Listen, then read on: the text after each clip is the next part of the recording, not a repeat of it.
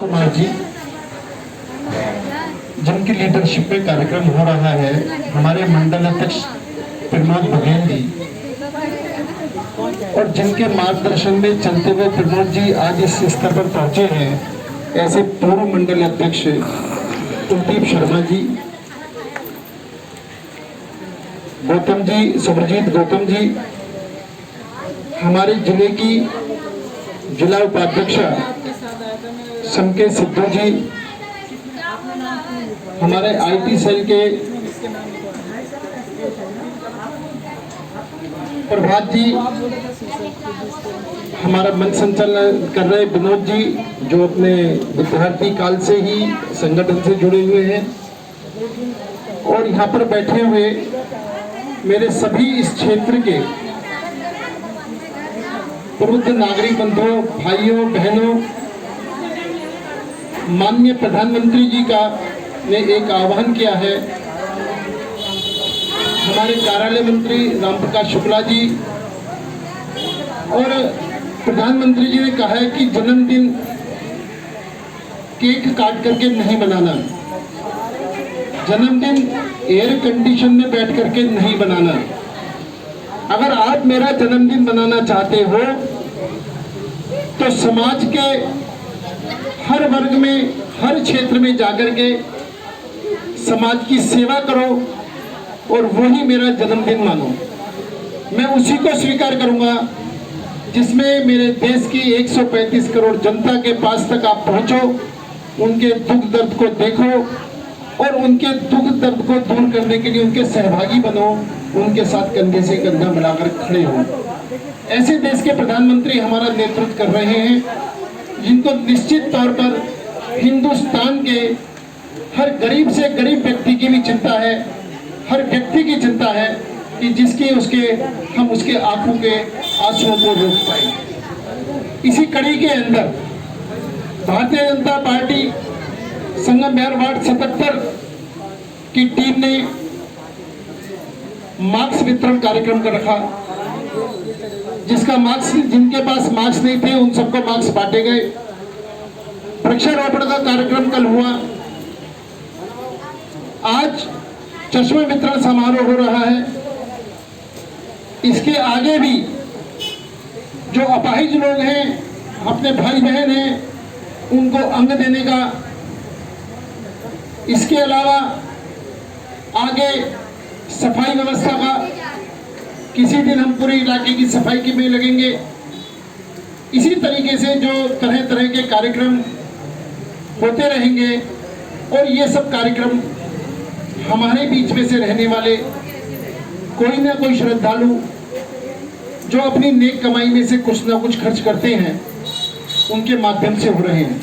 जैसे कि आज हमारे कृष्ण कुमार जी ने निश्चित तौर पर बड़ा दिल करा कि भाई साहब इस कार्यक्रम को मैं आयोजन कराऊंगा, और उन्होंने एक इतना सुंदर कार्यक्रम को आयोजन करा है। मेरा आप सबसे सिर्फ एक ही निवेदन है कि अनुशासन को बनाए रखते हुए,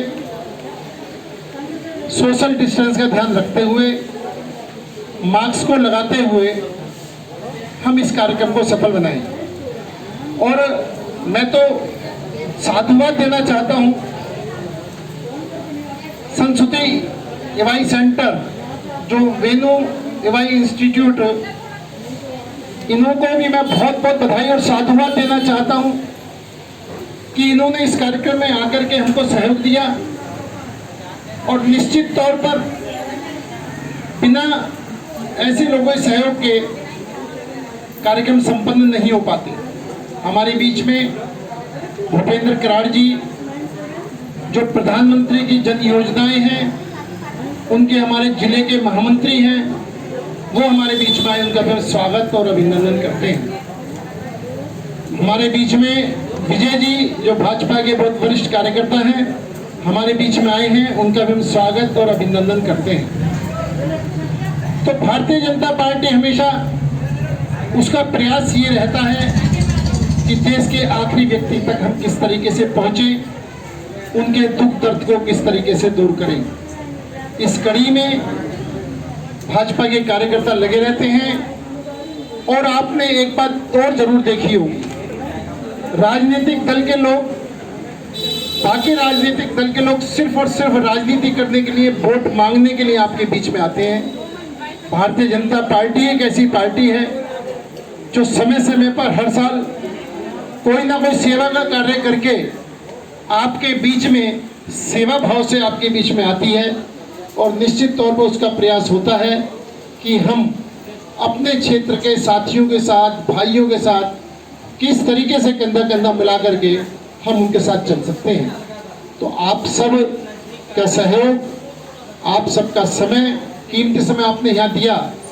हमारा भारतीय जनता पार्टी संगम विहार मंडल इसके पूरी तरीके से आभारी है, और मैं इस मंडल को भी धन्यवाद देना चाहता हूँ, विनोद जी को भी धन्यवाद देना चाहता हूँ कि उन्होंने इस मौके पर मुझे बुला करके मेरे को बोलने का इस मौका दिया। इसलिए आप सबको भी बहुत बहुत धन्यवाद। इस आशाओं के साथ कि हम, जैसा कि अभी विनोद भाई ने बताया था कि कोरोना गया नहीं है, कोरोना है हमारे बीच में, और कोरोना से बचने के लिए सिर्फ एक उदाहरण मान लें कि भाई मेरे को छोड़कर सबको कोरोना। जब हम ये सोच लेंगे मेरे को छोड़कर सबको कोरोना है, मैं बचूंगा तो सब बच जाएंगे, मैं नहीं बचूंगा तो कोई नहीं बचेगा। हमको सेल्फ बचने की चिंता करनी चाहिए, हमको निश्चित तौर पर मास्क लगाने के रखना चाहिए, हमको हमें को दूरी बना करके रहना चाहिए। और इसके अलावा एक निवेदन और है, नमस्कार भैया, एक निवेदन और है, हम पौष्टिक आहार, घर का बना हुआ खाना खाएं। आप सिर्फ पौष्टिक आहार, घर का बना हुआ खाना खाएंगे, गर्म पानी या गुनगुना पानी पिएंगे, मास्क लगाएंगे, सोशल डिस्टेंस का पालन करेंगे। अगर आपने इतना कुछ कर लिया तो मैं ये कह सकता हूँ निश्चित तौर पर 75% कोरोना पर आपने काबू कर लिया। फिर तो सिर्फ जो वाकई बीमार हैं, जो कमज़ोर हैं, उन पर कोरोना अटैक कर सकता है, हम पर कोरोना अटैक नहीं करेगा। और कोरोना ही एक ऐसी बीमारी है जो हम बुलाते हैं तो आती है, हम नहीं बुलाते तो नहीं आती। बाकी बीमारियां तो हो जाती हैं, मौसम का रद्द-बदल हो गया, कुछ हो गया, कुछ हो गया। कोरोना तो हमारे बुलाए से आता है, और जब हम बुलाएंगे तो हमारे पास आएगा, हम उसको ना बुलाएं। तो इसी शुभकामनाओं के साथ, इसी संदेश के साथ मैं अपनी बात समाप्त करता हूँ। आप सबने मुझे सुना, इसलिए आपका बहुत बहुत धन्यवाद। जय हिंद, जय भारत।